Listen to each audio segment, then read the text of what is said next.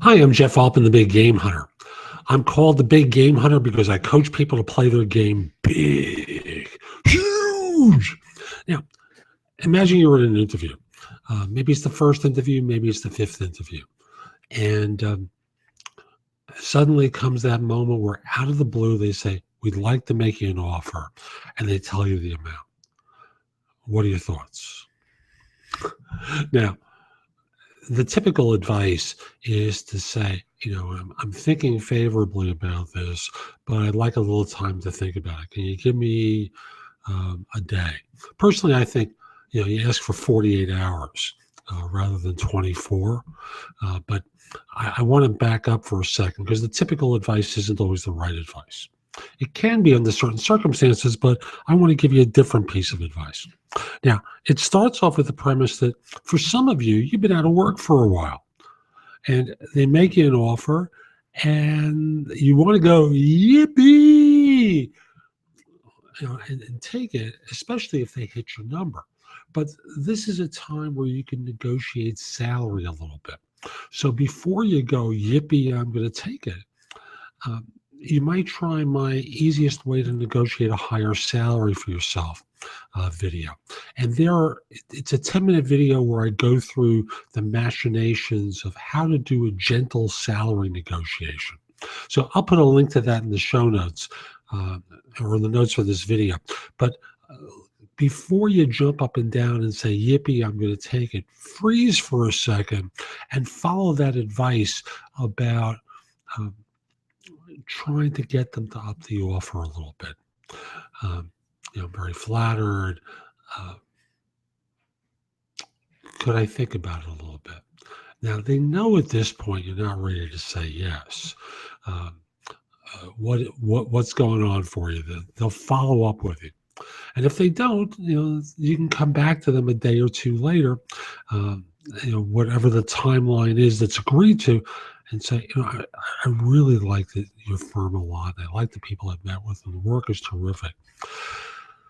But could you do a touch better on the offer? And if they can't, you say yes, especially if you've been out of work for a while. Now, for many of you, it's okay to say yes, but again, I'm at the point now you've been out of work for a while. You're tempted to instantly say yes, but I'm encouraging you to try and do a little bit of a salary negotiation. And for those of you who are working and you still have a couple of interviews, I like 48 hours to consider this. What's going on? Well, frankly, I have a final interview tomorrow with another organization. I want to compare and contrast what they say and do. And I don't want to just gratuitously say yes and then disappoint you later on. Oh, no, we wouldn't want you to do that. We just want you to be ready to join.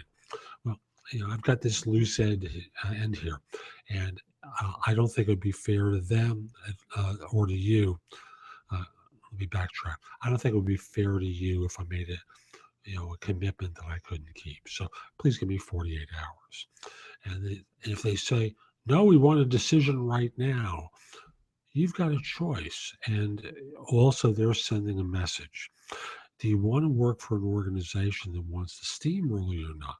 That's your choice. Some people are okay with that. They want to work for people who really want them and want that decision and can be decisive. And that's okay.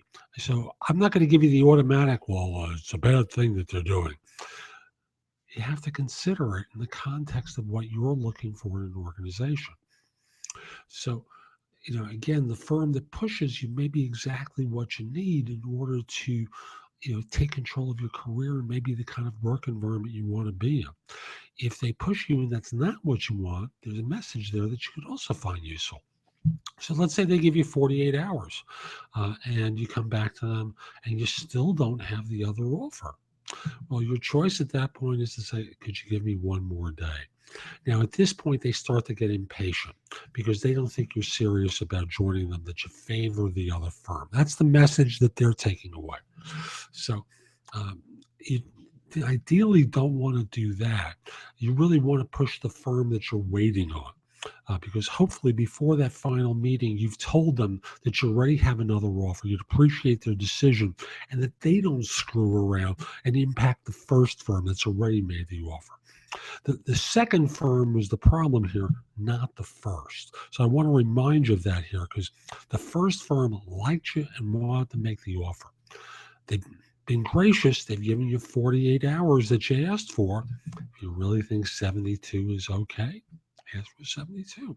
But I think most firms are more comfortable hearing 48 than 72. Again, that's my experience talking. So at the end of the 48, they want a decision. And I encourage you to say yes, because the second firm screwed around, because they know that you have another decision, that you're holding off another firm and you want to join. And yes, this second firm could offer you a boatload of money, and they may yet offer you a boatload of money. Doesn't mean you don't listen, but for now, it's time to say yes to the first firm.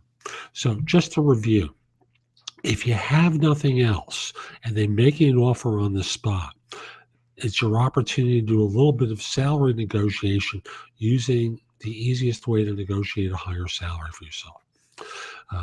Then from there, if you have something and you're stalling because you have another interview, then you're asking for 48 hours to have this other interview. And then from there, if you haven't heard from the second firm, you're accepting. But that doesn't necessarily mean that you're not going to say yes to the second firm if they come in with a superior offer. Now, one last scenario. Let's say you don't have that other interview and you just want 48 hours to think about it. I want you to think in terms of questions that you have for them, and then follow my approach on the single best question, the easiest way to negotiate a higher salary for yourself, to try and get the money up a little bit. Now, at the end of the day, you may discover that they're not willing to increase the offer. That doesn't make them bad. It just means that they've got a budget that they're trying to follow. But you try, because it's always better in your pocket than in theirs. After all, $1,000 increase, more likely a $5,000 increase that they may make to try and close the deal, or a $10,000 increase. Let's do the math here. They increase the offer by $5,000. At the end of 5 years, that's worth more than $26,000, given salary percentage increases that you'll get over the course of your time there. Better in your pocket, $25,000, $26,000. Now, if they do it by $10,000, well, that's more than $50,000 of additional income that you'll receive over the course of 5 years, just by stalling a little bit and negotiating. So don't leap in. Always delay a little bit. It makes them anxious and more likely to negotiate with you, increase the money, and increase what you have in your pocket. I'm Jeff Altman. Hope you found this helpful. My website is thebiggamehunter.us. There's a lot there that you can watch, listen to, or read to help you find work more quickly. January 4th, 2016. I'm going to be starting to host a blab on blab.im at noon Eastern. I believe it'll be called No BS Coaching, or No BS Coaching Advice. Look for something by that name there at noon Eastern, beginning January 4th. I'll hold court for about a half hour answering questions about job hunting, business development, things along those lines.